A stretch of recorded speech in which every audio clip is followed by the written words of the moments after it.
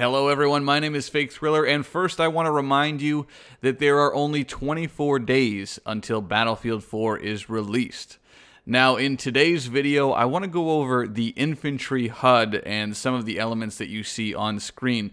This isn't going to help veterans too much, and it isn't going to help seasoned players or anybody who's put in too much time in the beta, but I'm going to do my best to sort of explain what you're seeing on screen as you play as an infantryman to sort of help maybe newer players or even people who are just getting into the game and are just trying to put a definition to what they're looking at. So I'm going to make it nice and easy. I'm going to start up in the top right. You see that's just battle log stuff. That's social media. It's telling you how many friends you have online. Easy peasy. Below that, there is the kill feed. Now, a kill feed is a standard implementation in any first-person shooter.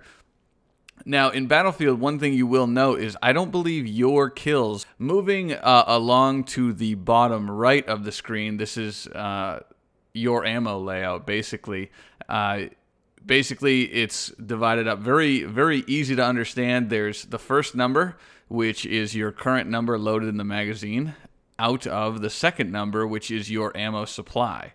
So every time you reload, the first number will go back to its standard amount, and your second number will be reduced. Pretty straightforward. Below that, you see it says auto, and that is your fire type. So there are 3 fire types in Battlefield 4. There are single fire, there is burst fire, and then there is full auto. Pretty straightforward as to each of those and what they do. Below that, yet again, you see your health meter and a grenade count. So the health meter is out of 100. If it reaches 0, you're dead. Unless they left the Battlefield 3 bug in where you could have 0 health. That was great. Everybody always loved that. And then a grenade counter just tells you how many grenades you have on hand. Always nice to know because they can help you get out of a tight pinch. Now, moving into the center bottom of the screen, you'll see a diamond-shaped layout with the indicators T, 3, 4, and V. Now, what these do, they each do different things, and they do different things depending on the class that you have set up and your overall loadout. But for what you're seeing in this current video, the T key controls the laser pointer that I have equipped on my weapon. Now, on the support class, this could affect your 2x magnifier. You could flip that on and off, or it could do some other things.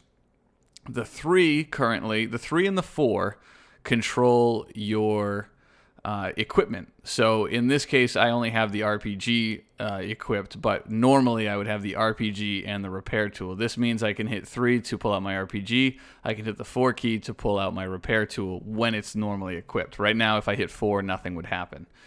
And finally, below that is the V key. Now, this controls your fire type, what we were talking about earlier over in the bottom right. This will toggle between full auto, burst fire, and semi-auto firing modes. And this is only available for certain weapons. We don't know what's going to have what right now. You'd have to play with it in the beta to sort of see which weapons can do what. But for the most part, most weapons can do all 3, but some are limited to usually either full auto or sometimes single fire, as opposed to having a burst fire option. Now, moving on to the bottom left, it's probably the most apparent thing on the HUD itself, which is the minimap. And this is very straightforward. It's a minimap. It's showing you what's going on in the immediate area around you. Your teammates show up, the flags show up, as well as any enemies who have revealed themselves by firing an unsilenced weapon or being tagged by your teammates.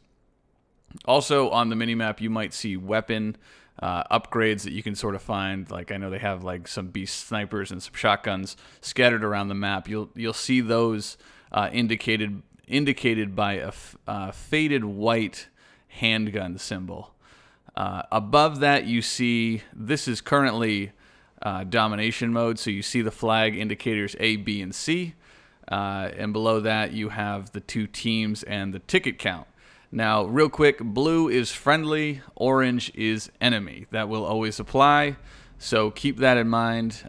If you hold a flag or a position, it is blue. If the enemy holds it, it is orange. Same with ticket counts, same with friendlies on the radar, and same with enemies on the radar. So as you can see, they all show up different colors. It's easy enough to remember, but there you go. The last thing, actually, as you can see, there's my squad there too. So it shows the squad names, who's the captain of the squad or the squad leader, and what class they are currently playing. Above the player names is what is called at DICE the Bro Bar, and that's actually what's called a field upgrade kit. And those are somewhat customizable. They can be changed per loadout, and what happens there is as your squad works together and does friendly squad acts like sharing ammo or healing each other, you earn points towards each individual upgrade. Each time you cross one of those vertical bars in the bro bar itself, you unlock a new upgrade for your squad. And if your squad is wiped, then your squad loses all their upgrades. So it's promoting team play, but more importantly, it's promoting squad play, so you can drop that ammo, get those revives, and get people healed to hopefully further your team and shoot for the victory. So a little bit of these things can change depending on the game modes and the class setup that you have. Like I said before, the bottom middle can change depending on your equipment. The map can obviously change depending on the game mode. Like right now it's domination, and the other game mode in the beta is conquest, but when rush shows up it'll be slightly different, and so on and so forth. So I hope this was informative to you guys, particularly those guys who might just jump in and run around without really paying attention to what's going on the screen because they don't understand it, or they just haven't taken the time to understand it. I hope you guys have a good idea of everything you're looking at now.